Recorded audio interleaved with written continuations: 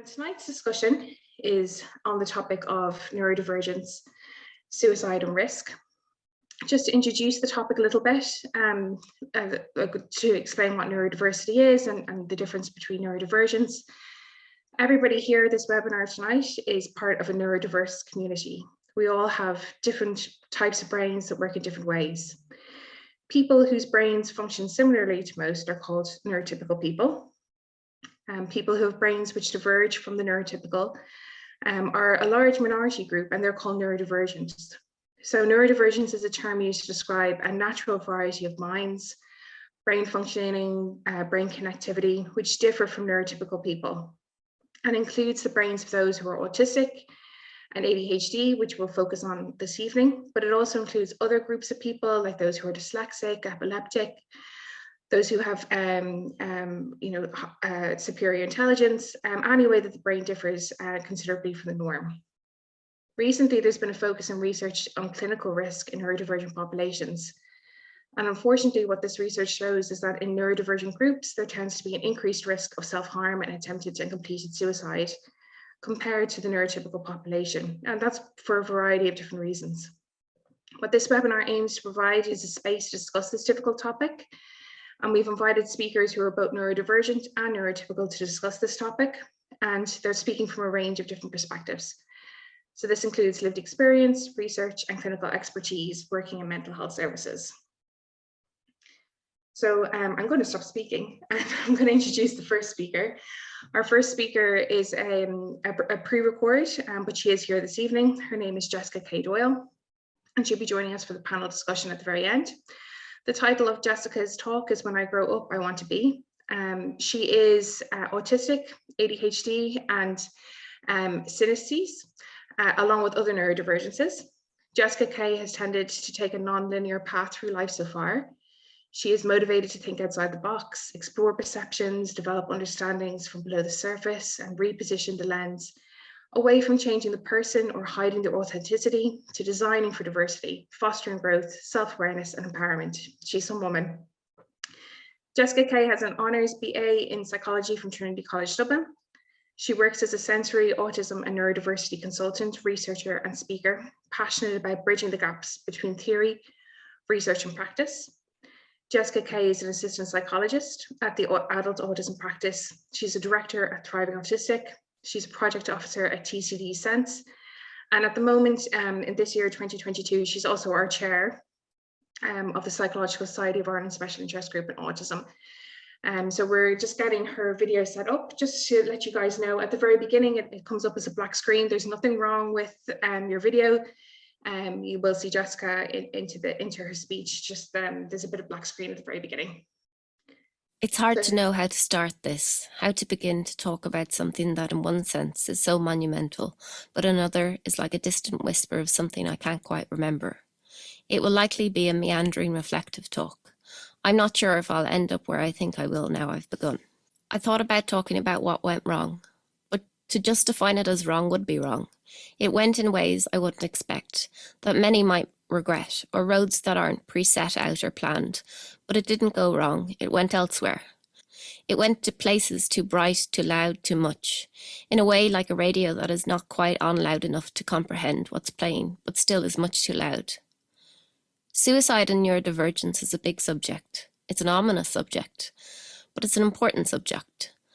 People often talk of the darkness, trapped in the darkness, lost in the darkness. But darkness for me has always been like a hug, an energy, something uplifting to feel comfort from. Within darkness, I feel protected. It's the light that is blinding, of too much and too bright, too white, too stark, too vast, vastness of nothingness. No man's land, I think, could be an adventure on a dark night, but in the light, when it's bright, it is thirst, it is exhaustion. It's too dry and it's too vast, and nothing is hidden in shadow.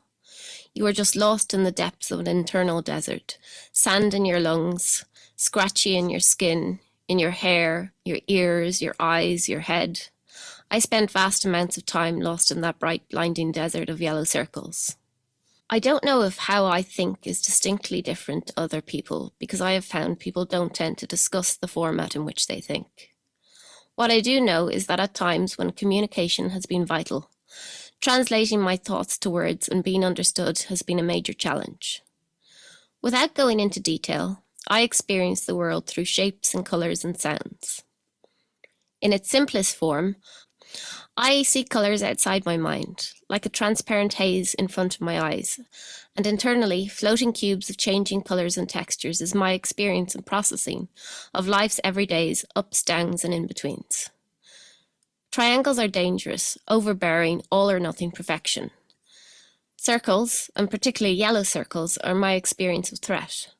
Yellow circles send terror through me. Yelling yellow spinning circles. Today yellow is okay. Still not good, but not paralysing. These days, yellow is generally contained within the safety and balance of cubes. But back then, yellow was bad. Yellow was set to yellow, and couldn't be manipulated or turned into challenge. It was set at threat. I never understood why other people are so set on yellow being a happy colour. I can't really recall when it started or the specifics of why. It's more like there was many, many little whys building up that sand timer before it exploded. But I'm going to estimate here, at about age 11, I think that's the first time I fully considered suicide. I don't imagine I knew that word though, more the idea of no longer here, a new way out, or a time to stop being in that desert. That little person that I've always known so well was under threat. I was under threat. That me I was comfortable with, I felt would soon be robbed from me. When I grow up, I want to be me. I don't want to be something else or someone else. But I was terrified that that safety was going to be stripped away, time stealing me with each year to pass, all the approaching change to come. As the years went on, I felt the mask take more and more control, trapping me inside and taking over my life. So I considered it first at 11, but didn't act on it properly till I was 14. I think the transition to secondary school and moving schools, and my few friends moving to other schools, and the boiling pot that is adolescence, mixed with the confusion, miscommunication, change, uncertainty, and knowing I was different but not knowing how, and other cruel, unnecessary things that happened. Teenage years and fears of my body changing amplified fear of losing real me, and the fast approaching change, all the change to come, and the unknown adult soon to take my place as me. It was too much. So I decided I'd rather die as real me than give in and live trapped inside while this unknown adult lived my life. So that was really the start of it all. I was admitted to Children's Psychiatric Hospital after taking an overdose on the way to school. I didn't have any idea how to communicate it in a way that made any sense to anyone else, that what was going on. I was probably baffling to the staff because I'd flicker from real me, who was a mixture of moods of agitation and low and numb and frustrated, and anger at the mask, or at fake Jess, as I used to describe it. Then I'd flick to the mask, who was really starting to develop, who presented as lovely and polite and calm and agreeable. To real me to mask, to real me to mask. I also somewhat liked it there in the hospital. There was routine, and others there like me who were different and were lost and confused too. So I was taken out of the chaos of life and into a sort of calm. Sort of. And there was a school, which will always be my favourite school. I enjoyed learning. It wasn't like the mayhem of real school. Okay, I spent a lot of time doing word searches, but the teachers there were real and they cared and were supportive, more than any doctor had been. And I think that was the start of me realising how much I really liked to learn, and that it was possible that there was a space where I could. It was awful too, though, the hospital. I didn't have the understanding back then to know it was my sensory perception, but by then I had learned the cause and the solution to one particular problem. As a child, I had a lot of so-called growing pains in my legs, and they were so bad they kept me awake at night, in tears. I took lots of baths, because that's the only thing that gave relief, until I realised that it was my toenails causing all this discomfort. So I kept them really short, and any time they got even a little bit long, I'd cut them back. That kept away the aches for the most part. I remember trying to explain this at the hospital.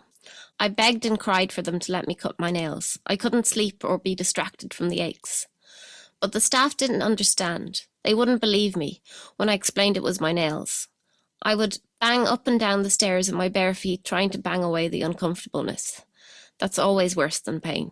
I pleaded for a bath. I screamed at them to let me cut my nails for 3 days, but all to no avail. They said it could be dangerous, and I said they could watch me do it, or even do it for me, and they just said I was being silly. There were other people here with real problems, and I should just go to sleep. Thinking about it now, I can feel the ache again, and since then I've always carried several nail clippers everywhere. But that experience was the start of something else, the start of something that made all my attempts to communicate even more difficult. Because from that I got a mark of trouble, or exaggerating, or looking for attention. I wouldn't be surprised if it went down as challenging behaviour. I already had barriers to communicating, and now here was a new one, added on top. As a kid, you think if you say it louder or shout, they are bound to hear you, and you have no idea that that will just make it way worse. They didn't seem to believe me about anything after that. I never got to why I was there in the first place, and I was discharged and readmitted again after another attempt, but quickly discharged again, because I was 15 and no longer considered a child, but also not considered an adult. And there was no services for us half children, half adults back then. So as a half adult, half child, I ended up in adult services, and that was horrendous.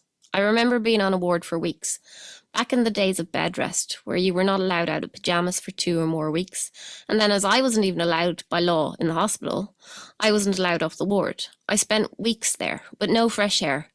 Sometimes someone would come to take me to the young adult programme for an hour, but often they didn't. Those weeks were awful. I was in an all-female ward, and I found women to be the most confusing back then, especially with all their changing tones of voice and expressions. And there was no one my age. I wandered the ward, I watched others come and go. There wasn't any therapy, unless you can count the advice from my psychiatrist at the time to listen to Girlfriend in a Coma by the Smiths, and that would make everything all right. I still don't have a clue what that was about. So I sat on the windowsill in the smoking room behind the curtain, watching the garden outside. There I could listen to my music, and it was dark, and I guess like a cat liking to be in a cardboard box, I felt safe behind the curtain. But no one could find me there. They said the nurses had looked for me and I was inconsiderate. But I'd had loud music in my ears and couldn't hear anyone. That lost me my access to another room, my view of the garden and my music, which had been keeping me going. In music I could escape, but here I was trapped, so I decided to actually escape to the garden. The task actually turned out to be a great distraction. It took me out of my state of depression and gave me a mission and purpose. I felt a bit like a spy or a detective. I watched the doors and I learned the patterns of the staff. I wasn't thinking about the future or going back to no man's land. I was just thinking about getting to the garden. And I did get to the garden, but they were not happy. And once out, I wouldn't go back. Physically, though, I was brought back and told I had only made it worse and now would be there for months. I guess they reevaluated that decision, though, and I was discharged the next morning. And that mission ended in another mark of trouble. I was now really on a roll. For the next few years, I wandered through life in a daze, and every birthday I would act. I was terrified this birthday would be the one I'd lose me. This literal interpretation of becoming an adult terrified me, like the idea of being abducted in your sleep at night with no chance of being found. But my attempts were kind of becoming a pattern. I wanted to find somebody that could help. I still had the belief back then that doctors knew best, and if they saw me, they could save me or tell me what was going on. It was a gamble with each attempt, as it had to be serious enough to get me to hospital, and sure, if it killed me, at least that would be that, and it would be better than losing me. My mum at this stage had lots of books about highly sensitive children or indigo children, and these books were starting to change to books about autistic children. I'd later find out that my mum tried to have me assessed for autism a few times, but it never happened. I started looking at these books too, and they made lots of sense. I got hooked on researching all I could about being autistic. I was consumed by research and finally was assessed and diagnosed as autistic and ADHD. So that was that. Finally, I had an answer. Kind of. I came away from the assessment elated, thinking everything was making sense now. I knew I was different and I knew what it was called, so now I could figure it all out. And for a while, things picked up. But I went back into a world that knew nothing about autism. And yes, I had the name, but people didn't want to know I was autistic. All the barriers were still there, and no one had told me how to stop masking or take the power away from fake Jess, or even understood what I meant by fake Jess. I don't think masking was a term used a lot back then. Also, and very worryingly, most people seemed to like fake Jess better than me, because she was quiet, she was agreeable, she didn't disagree, she didn't speak up, she wasn't angry or sad or lost. So I had a name but no support, and nothing really changed. And then something else happened. But I don't think I'll go into that here, except to say it made me hate fake Jess even more, because now she got me into a situation where she let someone seriously hurt me. She was a lot more dangerous now. And now I was 18, I was going to lose myself anyway. And that pull to stop her or end it all became much stronger. So on my 18th birthday, I tried to commit suicide again and ended up back in hospital. That word depression, it feels too light, too floating and incomplete for that state I was in. It doesn't punch, it doesn't plummet or burst with heavy pressure. Agitation, there was lots of that too. When trying to make sense made even less sense. When trying to communicate led to piling more on that mountain of miscommunication. But burnout as a child, lost in a confusing world, and fear of losing me led to a state of depression. My last time in hospital was short, really short, 3 days, I think, in a new hospital. I had fought to follow my psychiatrist when she moved, because she had been the only doctor who ever really listened. Even if she didn't understand, or even when we disagreed, she would listen and she would let me disagree. And it was like she provided a space where we would explore the misunderstanding and uncertainty together, even if it didn't always make sense. I was furious, though, at being discharged after 3 days, as it was such a change to what I had been used to. But on reflection, it was the best thing that happened, because then I had a purpose and a focus to return to.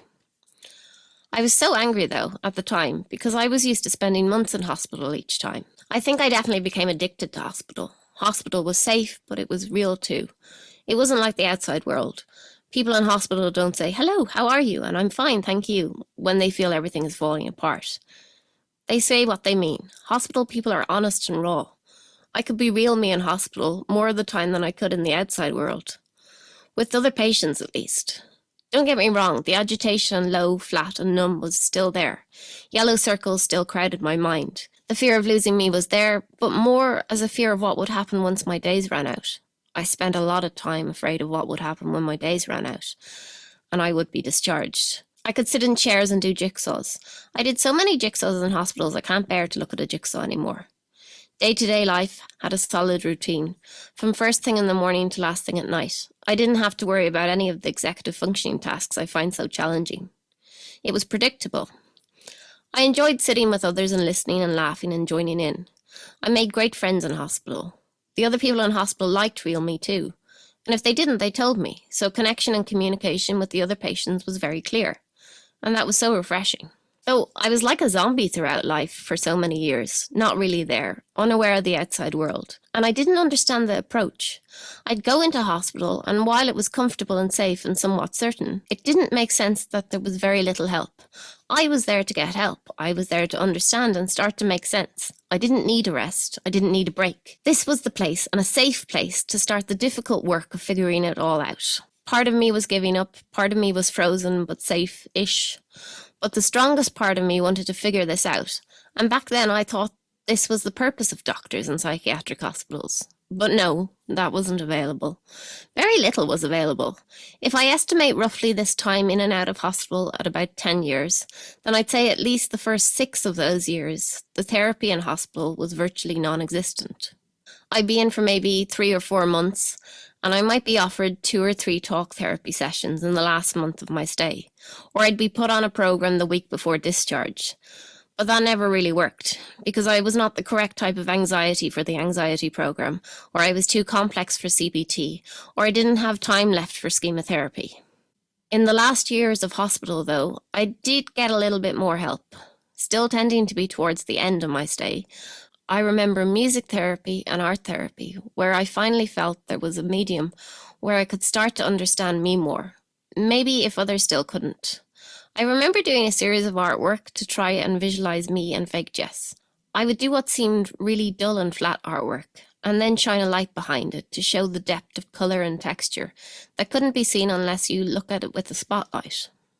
I remember fighting to have that I'm autistic put on my care plan, and they generally would concede, but always with the response that being autistic had nothing to do with my mental health. Which makes no sense. How could my foundational underpinnings, which influence everything I do, not have to do with my mental health? So hospital was predictable. It became my normal, a really rather unhealthy normal. I don't engage in much thought of what if this or what if that had happened, because it didn't. What happened, happened. But thinking about it now for this, I wonder if I hadn't developed that addiction to hospital, would I even be here? Because despite the lack of psychological help in the place, I did grow a lot in hospital. All that often unsuccessful trying to communicate required a lot of reflection and developing self-awareness. And without hospital as an option, I think the dangerous options that I tried too might have worked. So I'm glad in a way. But then maybe if I had known more about me and how I was different and the name for that difference, and if the world had been set up for the diversity of humans that exist, maybe I wouldn't have needed a refuge. Maybe I would have got through school. Looking back now, I think I would have loved school because I love learning, but there were too many barriers. If there had been more autistic acceptance and awareness, maybe I would have got to where I am now a lot faster. But then I don't think I could be who I am now without those experiences. And I quite like who I am. I like to think, I like to learn, I like to work, and for the most part these days, I've carved out a space in the world where I can be me, where I can be real, where there is no mask trying to take me down, where I can use my experience to support others, to build that awareness and that acceptance that was not there when I was growing up. That's not to say that every day is a content day. It's not. But I don't think I'd want every day to be a content day. I love challenges. When I can figure it out and get back or get to a new space, there's a strength and growth in that process, which is always painful and hard in parts, but I wouldn't ever swap for constant happiness. Balance. I like the tilting dance of bouncing cubes of balance. That's what I live for these days. In some sense now my colours have dimmed. Sometimes they're so vague I could blink them away, like sleepy dust sparkles in the morning. But even when they're not there, bright and alive, I know they're still there, and I'm still here, and every part of me that has got me to here is still here. These days, the outside world I perceive bright or dark, but with wonder. And I can bring them back stronger and vivid. I feel the colours in the water, picking guitar strings and sometimes piano keys, or listening to raw tones of someone like Lisa O'Neill or Keela. And then, of course, the flip to that, they do stamp in times of overload, throwing their weight around, blinding and distorting and thundering around.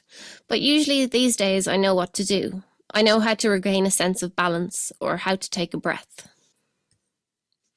Growing up, it's funny. I used to be so terrified that all of a sudden I'd be all grown up and I'd be gone. That this adult would be here and I would be lost, and that would be it. But we don't stop growing up. Maybe we do in a literal sense, and when we are older, maybe some of us will grow down. But we don't stop growing and changing, and we don't lose ourselves. When I grow up, I want to be me.